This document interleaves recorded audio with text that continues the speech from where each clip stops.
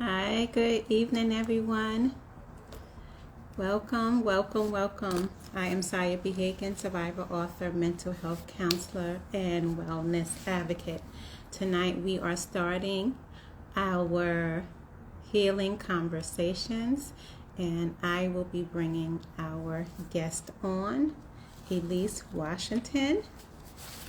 And let me bring her on.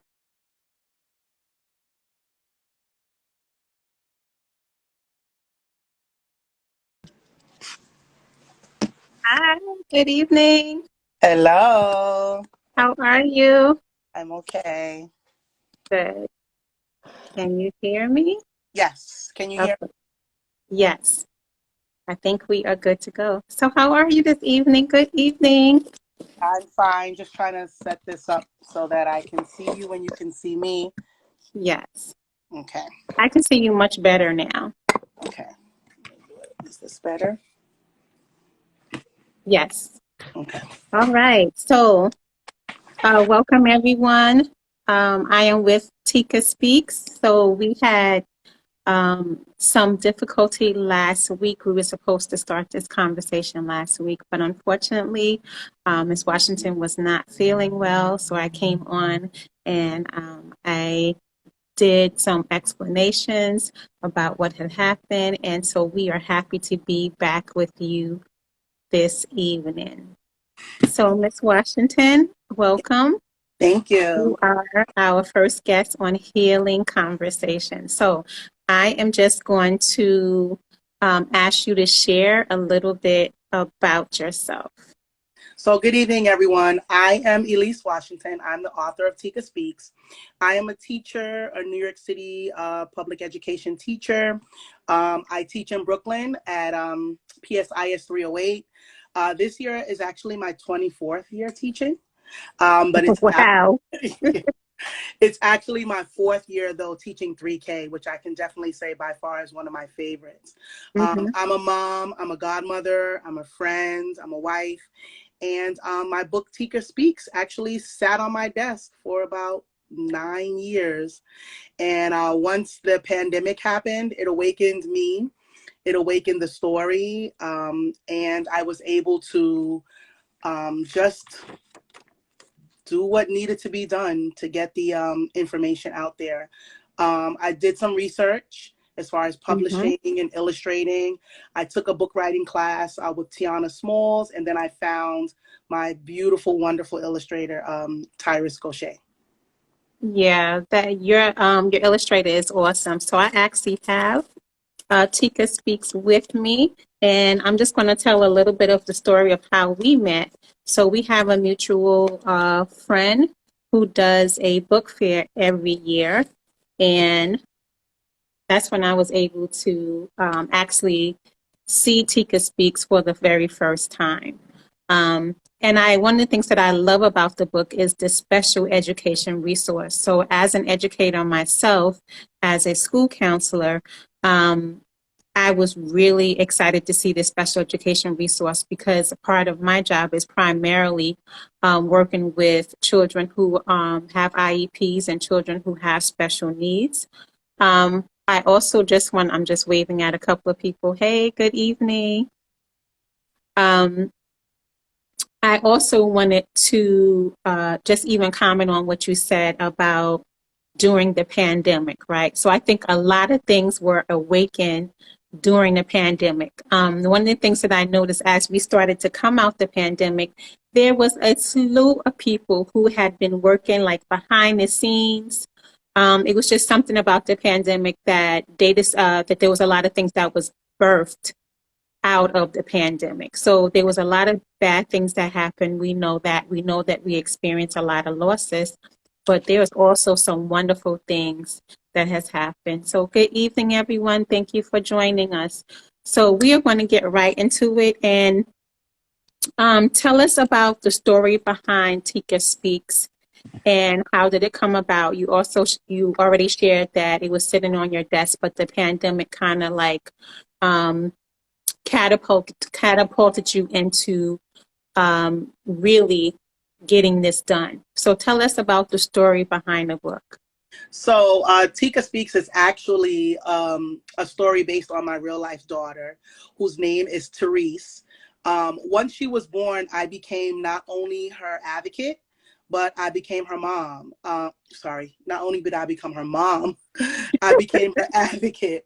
The story also, for those people who may have siblings that have special needs. In other words, maybe one sibling does and one sibling doesn't. My son actually is in the story as well. So I actually Mm-hmm. touched upon the relationship between siblings when one does have a special need and one doesn't. So that's also a small part of the story, but an important part as well. Although Mm-hmm. at the time of her birth, I was an educator, I hadn't been an educator for that long. And I'm a general education teacher, so I had no idea what all was entailed in getting services for a child with special needs. So as an educator, I had to learn more about the special education side of it, and Yeah. it's talked about in the story. Mm-hmm.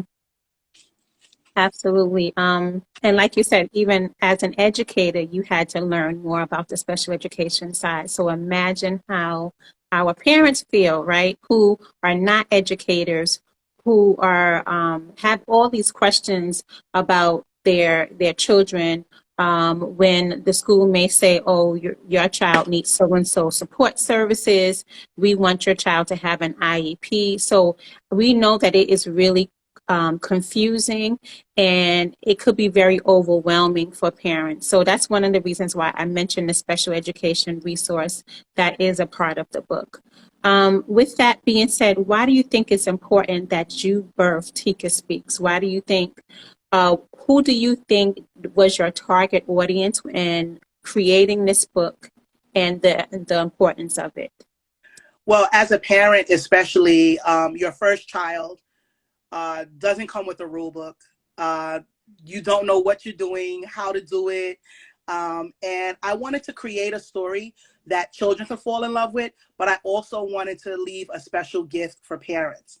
As far as my target audience, I would definitely say I wanted also to have something that teachers could walk away with as well, because as you said, I was a teacher, but I still didn't have the information. So sometimes you may be an art teacher, you may be a dance teacher, and if that's not your realm, then you're not familiar with it. So I would definitely say my target audience was definitely parents.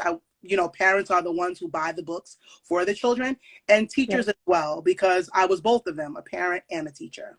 yeah, definitely. Um, So I know you said that the story is about your daughter. Is it Therese or Teresa? Therese. Therese. Okay. Um, so I know this, you didn't like, because you have a child who has special needs, right? There was a process that you had to go through. There was some struggles you had to go through. So can you share, whatever you feel comfortable sharing in regards to what are some of the struggles that you had to deal with to making sure that you found the right supports, that she got the right resources in place to support her and to allow her to develop and grow?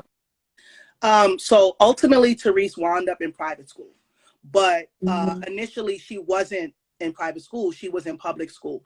And I would Mhm. definitely say my main struggle was with the speech teacher, and just Wow. making sure Okay. that she got the services according to her mandate.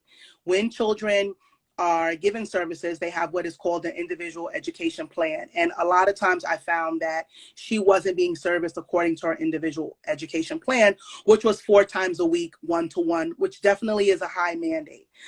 So the inability to service her within her mandate is what allowed me to advocate for her to get into public school. So with all that being said, it was just making sure that my voice was heard.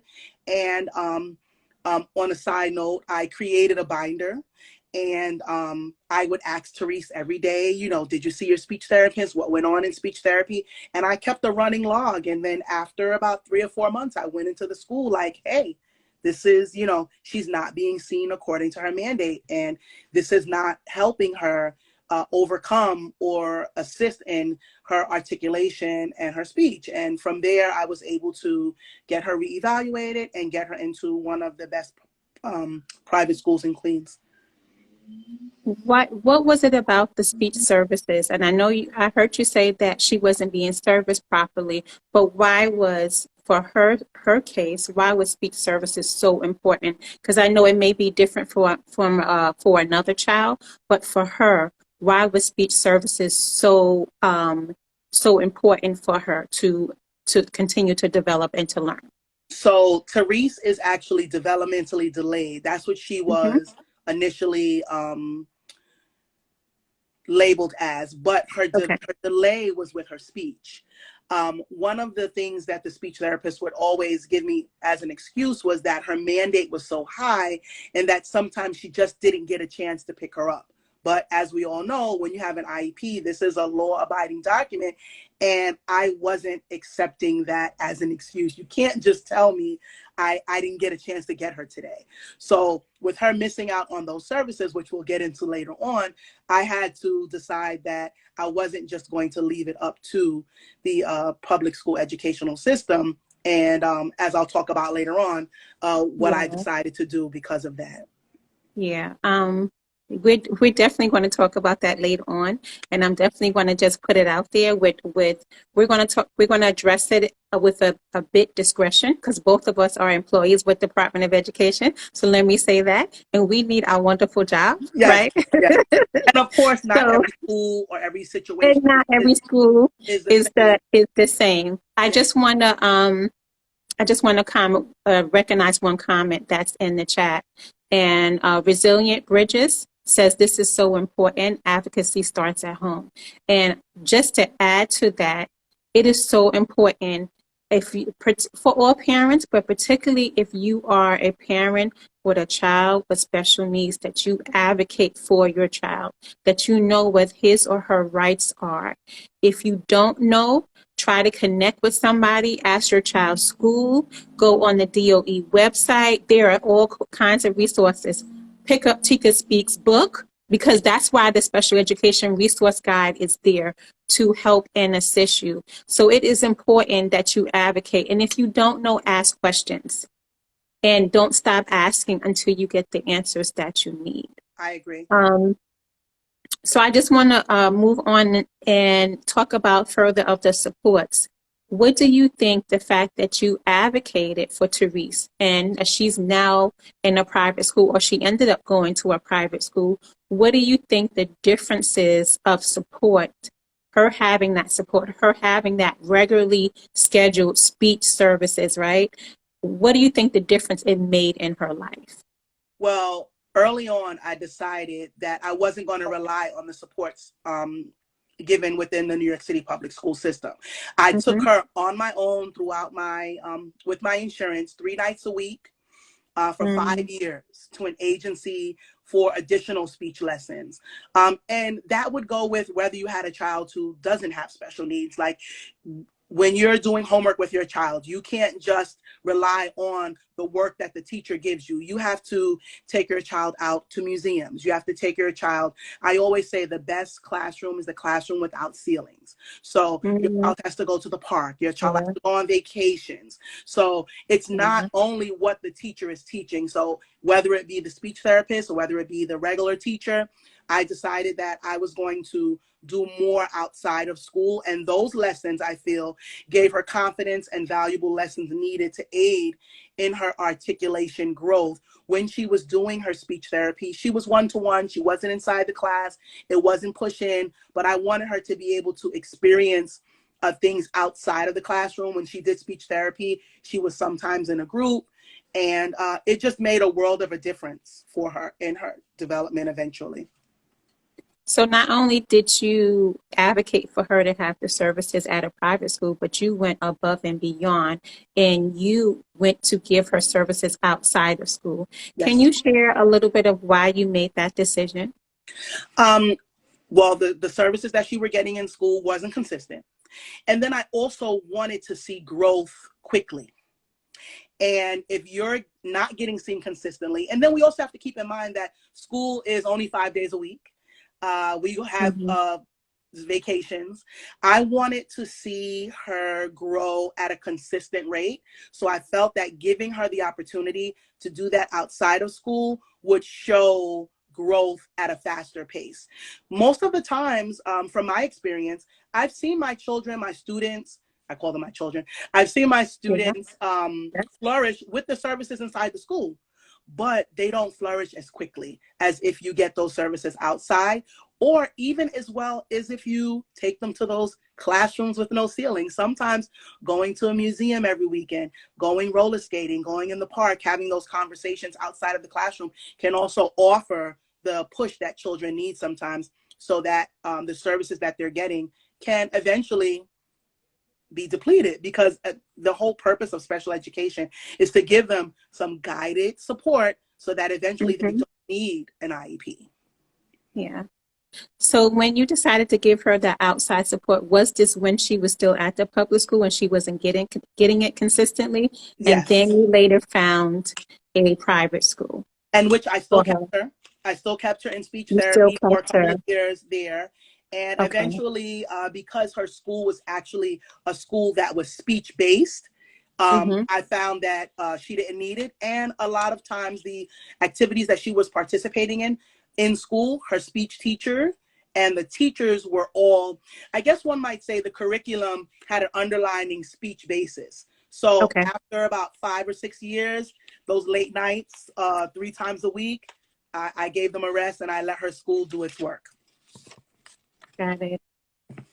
If you guys have any questions, please feel free to put it in the chat. Like I said, particularly if you have children with special needs and you may have questions about that, or you may have questions about the whole process. I was getting ready to call you mom because that's what I do with our parents in our school.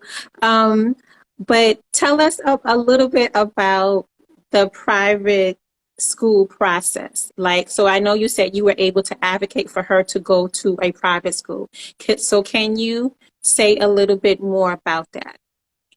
Um, So basically, what happened was I mentioned about the binder that I created, in which Yes. I would just check off and make notes after Teresa and I had our conversations each day. And from that point, I just went to the school-based support team. Each school has a school-based support team, which they call the SBST team. I went to the school-based support team and I told them that I felt like she wasn't showing any growth. She wasn't showing enough growth. And I wanted them to reevaluate her, to reopen up her IEP, let's start this process again and see if this setting was actually meeting her needs. Mm-hmm. And from that point on, well, let me backtrack a little bit. When they Okay. told me that Therese was speech impaired, Therese, when she left the neonatal unit, she actually left with services. So many of the services that are out there, you can get them really, really early intervention services. So when she left the neonatal at 4 months, the speech therapist was coming to the house to see her. And it was then that I started looking on the computer at different speech schools. And the school that she wound up in, I actually found that school when she was like 6 months old. But I was Wow. looking at how Wow. it was, and I was like, oh my gosh, like I can't afford this school. But Mm-hmm. I at that time, I went to the library. I don't even think I had a printer. I think I might have went to the library and printed out all their stuff. And I was reading through it and I was like, wow, it would be great if my child could go to this school one day. This is so good. And I called them and I got some information and they told me how much it would cost. And I just kind of kept that school in my pocket. And then when I went to the school-based support team, I was like, when Therese was a baby, I found this school. And I think this school would be Mm-hmm. really, really good for her. And Mm-hmm. myself, along with the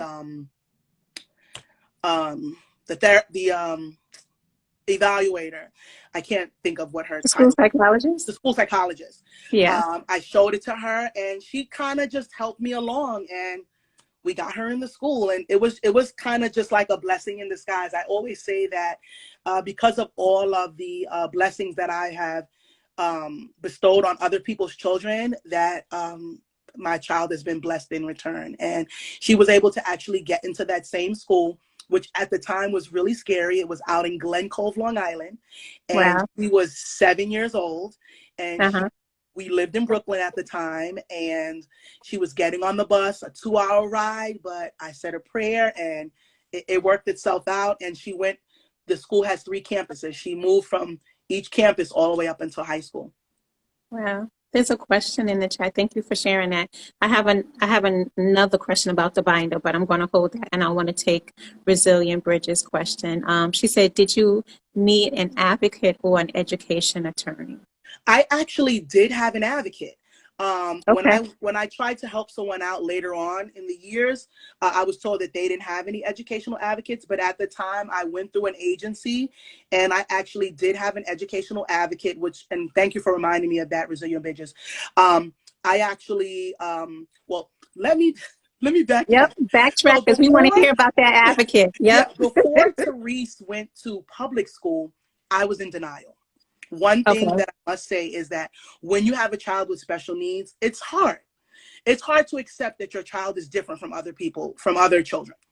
And So, a lot of parents are in denial. And yeah, you know what? And that's okay. The thing is that we don't want to stay in denial. right. Yeah. Because the longer you stay in the denial, the longer it takes for that child to get the assistance that they need. Yep. So, initially, she did go to preschool. She did go to a YAI preschool, which is a preschool for children with special needs. Mm-hmm. And when the teacher at that time told me, that I should look into a special education setting for her, I was like, she must be crazy. Like, what is this? No, this can't happen. So I put Therese in charter school. Now, at the Well, time, okay. she's going into kindergarten. So she's 4, about to turn 5. And I had looked into this charter school, and I thought that this charter school would be amazing for her. Horrible decision. Um, Mm-hmm. Charter school had, I think, 27 children inside the class. Totally not well versed on special needs. Again, remember, this is 18 years ago. Charter schools have, made a little growth as relates to children with special needs. I still feel like they need to improve that. The charter Yes, school, ma'am. basically told me that this wasn't the place for her and that she needed to go. And Wow. at that point, I reached out and I got an educational advocate. The charter school, when she was supposed to come back and go into first grade, they told me that they were not letting her go into first grade, that they were going to make her repeat kindergarten. And that, I felt, was to push me out faster. And I told them, it's okay. She can repeat kindergarten, but what I'm not going to do is I'm not going to rush and to put her in public school, because I want to find the public school with the right setting for her. So with that being said, the educational advocate helped me find the community school that she went to in my neighborhood. And the community school that she went to in my neighborhood was absolutely amazing. The special education program was absolutely amazing. Therese was in a 12 to 1 class, which is 12 students, 1 teacher, 1 para. And the teachers that they chose for the program were amazing. My issue was that the mandates for her therapy just weren't being met in the way that I needed them to be met. As far as the educational advocate is concerned, she didn't really need to help me when we got into the private school. We kind of did like phone calls for that. She Mm-hmm. really just helped me navigate my way into the public school sector. But I didn't need an educational attorney, thank goodness. But the advocate was absolutely amazing. After dealing with the advocate, I actually kind of toyed with whether I wanted to be an advocate instead of a teacher, because it was just amazing for her to for just how she made me feel.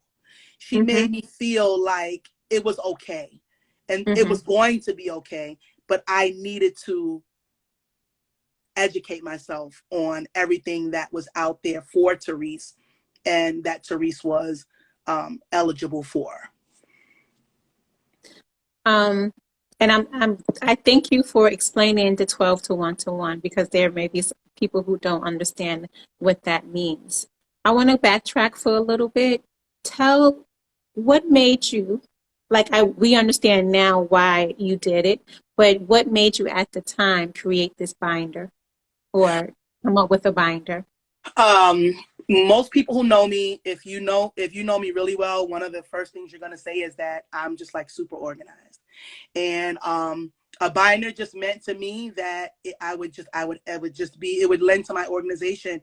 I felt that the binder was going to be my evidence. It was going to be my proof. It was going to be my notes.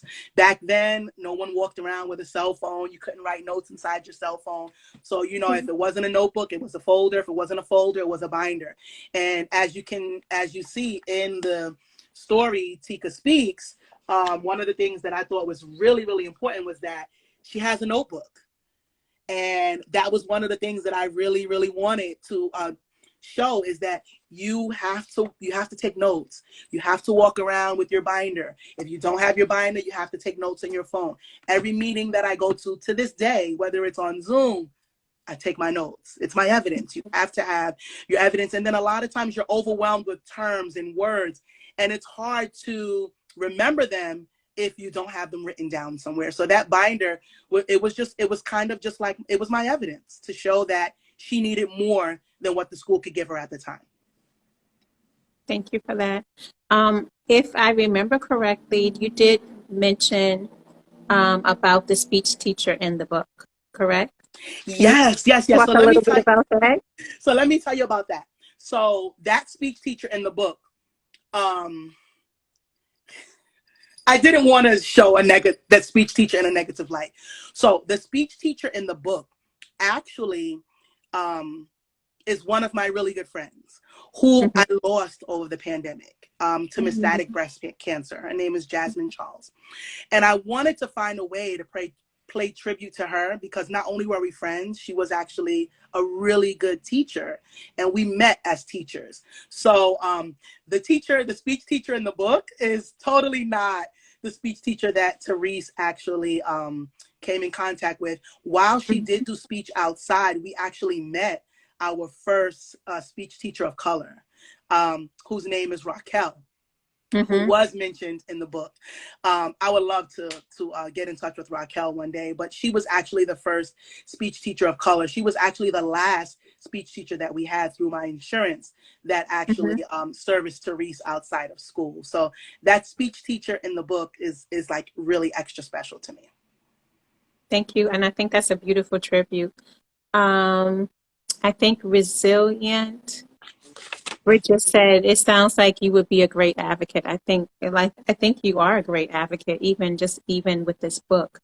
Tell us about the bubble gum and the meeting I don't in know the if I book. want to tell you that. I think maybe Okay, they no, might. no, I think it's they should okay. read the book. But bubblegum No is really, problem. really important in the book. So Okay, I don't want to give that one away. I'm going to keep that one. no, I totally understand.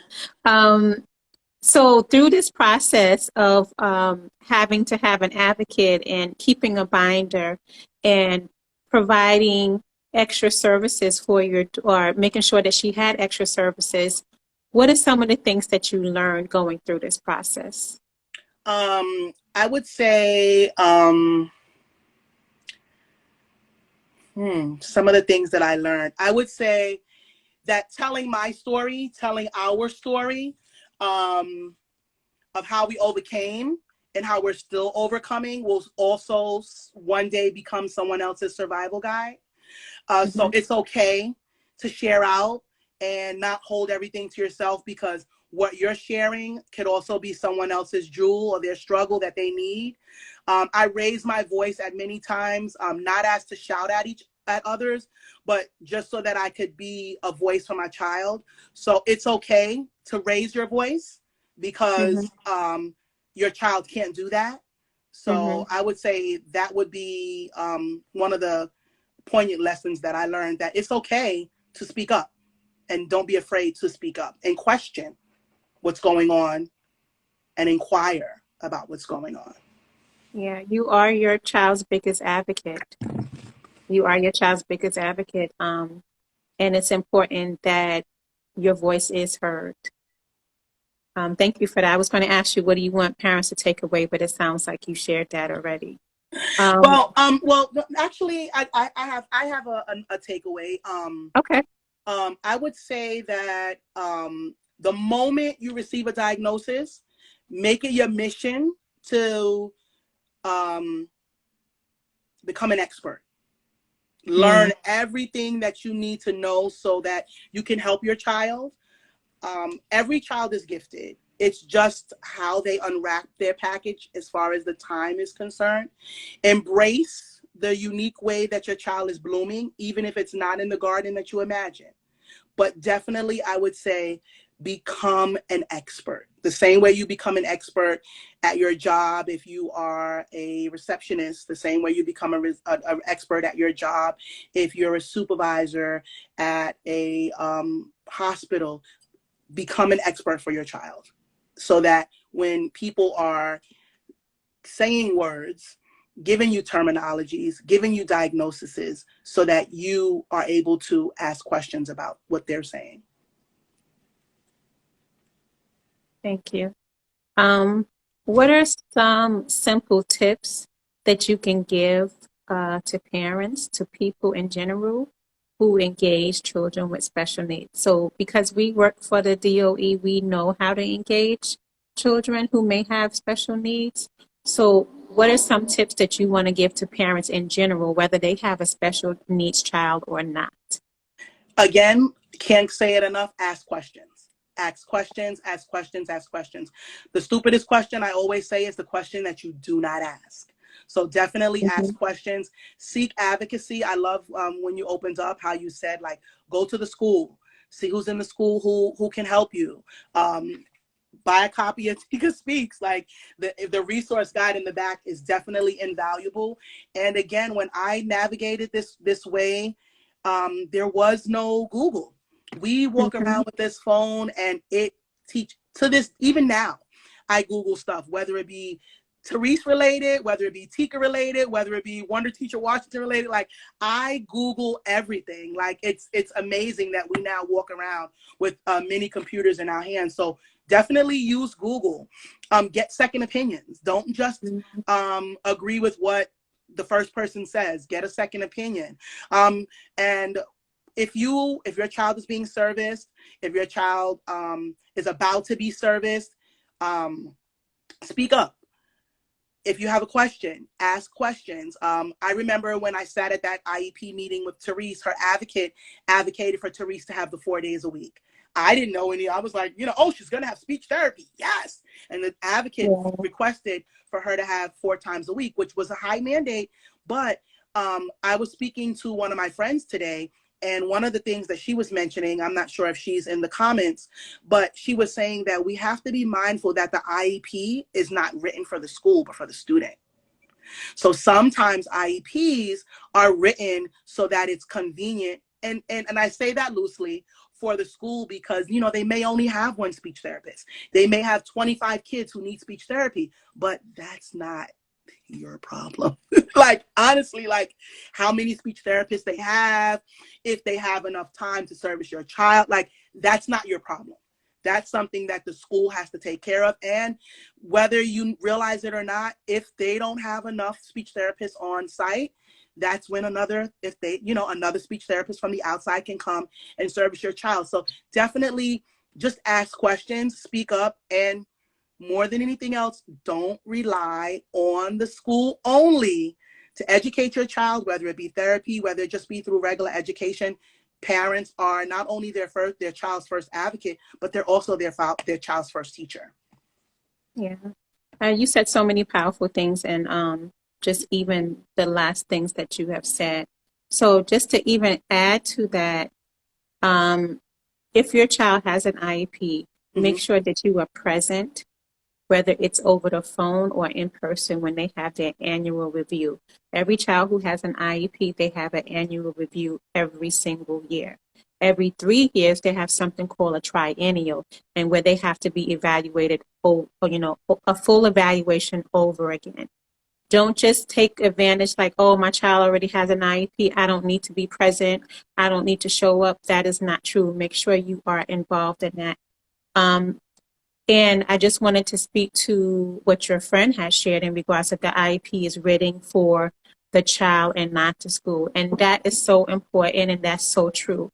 And just even as I said before that we were going to share, um, because we're both, employees of DOE, we know that things happen, but the fact that the IEP should be written for the child. And like you said, Miss Washington, that it doesn't matter whether they have the person to provide the service or not. They have to find that person. They have to find a person who is going to provide that service. And it doesn't matter whether it's speech. It could be speech. It could be occupational therapy. It could be physical therapy. It could be counseling. It could be any of those services that children are entitled to. As a parent, you have a right to make sure that your child is being serviced properly. So, and if that's something that you need to stay in touch with the school or get in touch with the district to do that, make sure that you are doing that, because the IEP is written for the child. Yes. So thank you for sharing that. I think there was a question or a comment. Hold on, let me just go back. Tropical Unicorn said, so true. IEP is written for kids. It's so important. They have to make it happen. Now, I'm not saying that they don't have their challenges, because there are challenges, but like you said, that's not your problem as the parent, right? The school has to just, has to make it happen. Thanks for unmasking some of the educational jargon in your parent's guide. Don't be scared of words you don't know. Yeah, definitely.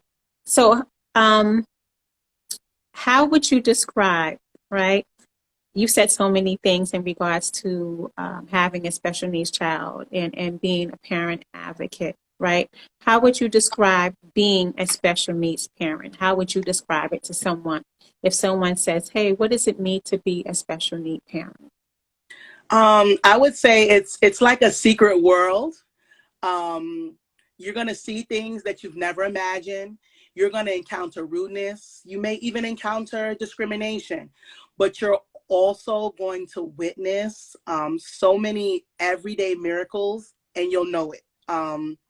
Milestones are different when you're a special needs parent. You'll know it's a miracle, and you'll be present in that moment, and you treasure things differently than the average parent. And I definitely wouldn't think twice about doing it all over again. Through the process, it's made me a better teacher. Um, I'm an advocate for children. Oops, sorry.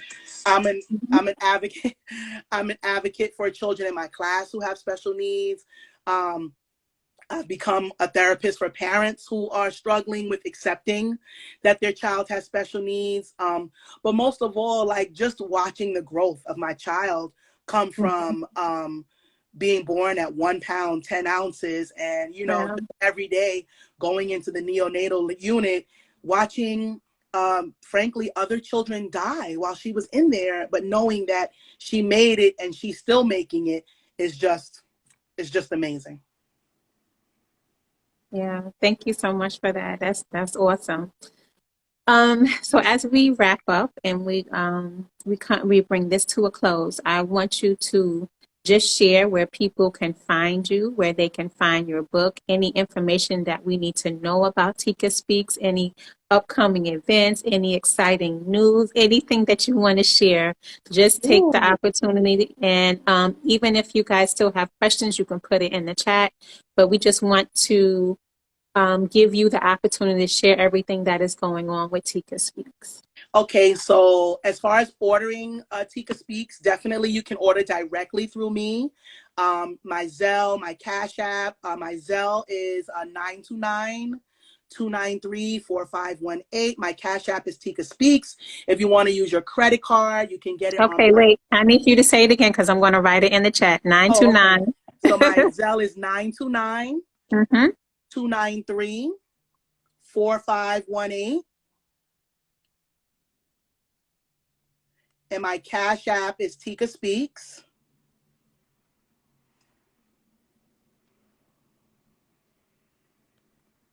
And I Okay. also do PayPal and Apple Pay, and you can access that from my website, which is wonderteacherwashington.com. As far as where I will be, I'm looking it up right now. I am going to be in Queens at a pop-up. And for some reason, I'm not seeing it now, but I can share it on my sites. I will be there selling my books. And Mm-hmm. you can always hit me up. My Zelle is actually my cell phone. Um, I will do a chat with you if you want to chat about something. If you have questions, I'm always available. Okay, and your social media platforms. My social media platforms, Tika Speaks Okay, 2022, Tika Speaks 2022, and Wonder Teacher Washington is my Instagram. And I'm also on Facebook as well as Elise. wait, hold on, hold Okay, sorry. on. Okay, and what was the other one? Wonder Teacher Washington. Yes, on Instagram, I'm Wonder Teacher Washington.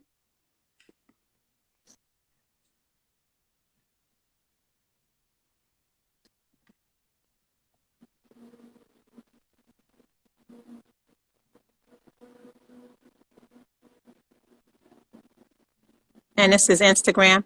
Yes, Instagram. Okay, all right. And I'll be in Queens October 9th at Astoria, Queens at It's a Queens movement event. And I'll be posting that on my social media as well for anyone who wants to come out and actually meet me and get an autographed copy of the book. Okay. Well, thank you, Miss Washington, so much for your time. Somebody said, "Go, mommy." So that must be Therese, maybe, I don't know, or Omari. Hi guys, my Um, inspirations. Thank you so much for your time. So glad that you were able to feel better and join us this evening. We look forward to learning more about Tika Speaks and all the great things that you are doing. So, guys, make sure that you get a copy of her book. You will find out what the bubble gum is about once you get the book. Right? We are not giving that We're not away. giving, and the milkshakes, and the And milkshakes. oh, that's right. And the Yes, milkshakes. yes. Um, and also, make sure that you are checking out the special education resource guide. I love that part of the book because I do work with children with special needs, and I know parents who struggle with understanding the special education process. They need that level of support. So I'm definitely in love with that part of the book as well. Even if you don't have a child with special needs, make sure that you just pick up a copy because you like I know you know somebody, Yes, right? yes, There's yes. somebody in your family, Siblings. one of your friends, and A it's just an neighbor. awesome book. Would you say? I said a neighbor who A might be neighbor, interested. yep. Yes. And the illustrations are absolutely awesome. They're Tyrus so kid Gaucher is friendly. amazing. He is amazing. Yeah, he Tyrus really Gaucher. is. Yes. So thank you for your time. Thank you for your dedication. Thank you for your advocacy work. You are definitely doing awesome things. Thank Thank you you. for everyone that joined us this evening. And make sure you stay connected to Tika Speaks. Have a Thank good you. evening, everyone. Have a good night, everyone. Bye. Bye bye. Bye.